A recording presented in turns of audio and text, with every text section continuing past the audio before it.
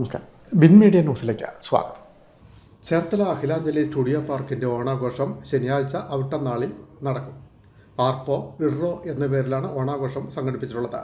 Akhilanjali bus parking ഏരിയയിലാണ് ആഘോഷം. രാവിലെ 9-ന് മുനിസിപ്പൽ കൗൺസിലർ എസ് സനീഷ് പതാക ഉയർത്തും.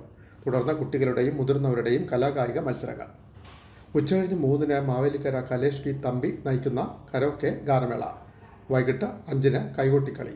ചേർത്തല CI ജി അരുൺ ഉദ്ഘാടനം ചെയ്യും.